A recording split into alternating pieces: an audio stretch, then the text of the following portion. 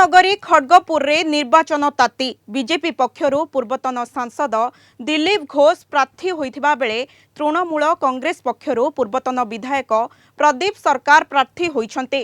कड़ा मुकाबिला हेबो। साधारण भोटर मध्य उत्साही।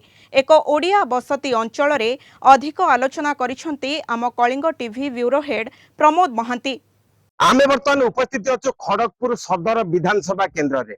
आमे जानती यही खड़गपुर जे कि रेल नगरी भावे भारत वर्ष रे चर्चित एवं एठारे बहुभाषा बहुजातिर लोक बसवास करती। विशेष कर रेल कर्मचारी संख्या एठारे अधिक। निर्वाचन आसीथिले सुधा आमे देखिया पाउजंती कौनसी प्रकार विशृंखला नहीं, शांति श्रृंखला रे किपरि निर्वाचन हेबो प्रत्येक नैतिक दायित्व बोली मन करती। एवं बीजेपी रु वरिष्ठ नेता दिलीप घोष प्रतिद्वंदिता करता बेले तृणमूल कांग्रेस प्रदीप सरकार एवं वर्तमान निर्वाचनी महक वर्तमान गरम हो देखा पर्यटन ओडिया भाषाभाषी व्यवसायी केन्द्र एठारे समस्त बस निर्वाचन संपर्कित आलोचना कर सार पचारा जे वर्तमान निर्वाचन आज जाए सर कौन कहते सर?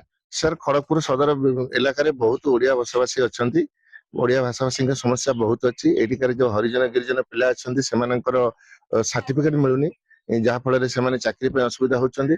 म्युनिसिपालिटी जो आपनकर खड़गपुर रेलवे जो स्टाफ अच्छा ग्रुप डी स्टाफ से टेम्पोरारी कॉन्ट्रैक्चुअल अच्छा से आर्थिक स्थिति बहुत खराब। से प्रति कई गुरुत्व दौना। ये गोटे ओडिया हाईस्कल अच्छे से शिक्षक ना तो जे गवर्नमेंट आसू जदि से खड़गपुर ओडिया लोकंकर जदि समस्या दूर करने चेष्टा करवा बहुत भल हम। एटिकार बहुत ओडिया व्यवसायी अच्छा से बहुत दुकान आपनकर विद्युत ना बहुत दुकान रजिस्ट्रेशन ना कहीं मझे मझे हईराण कर हवा उचित कौन कौन परिवर्तन किसी इम्प्रूव होनी जो पाठ पढ़ी पिला माने किसी भी जॉब नहीं ये कह गले बिजनेस करके बिजनेस भी सब चलुँच चाकरी बहुत असुविधा ये आउ स्कूल टीचर नहांती परमिट ना प्राइवेट अच्छा परमिट भी हो भल पिला संख्या भी कमी कमी जाऊँगी। क्या बोलते हैं अभी इलेक्शन के बारे में क्या बोल रहे हैं? इलेक्शन होगा अभी नेक्स्ट मंथ। क्या हवा क्या है? अभी तक ठीक ही है, उतना वही नहीं है, प्रॉब्लम कुछ नहीं है।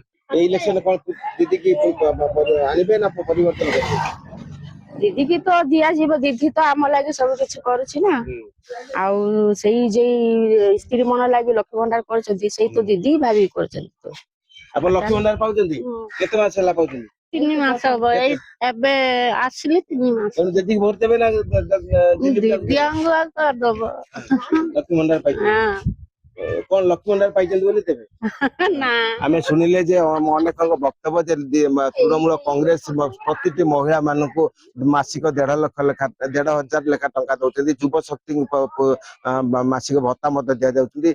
यार मध्य ई निर्वाचन रे प्रभाव पड़िबो किंतु आमे देखिबा जे आगामी दिन रे कोन हबो तृणमूल कांग्रेस रो परिवर्तन ना प्रत्यावर्तन। कोलकाता रु video journalist summer दिशान Pramod Mahanti, Kalinga TV.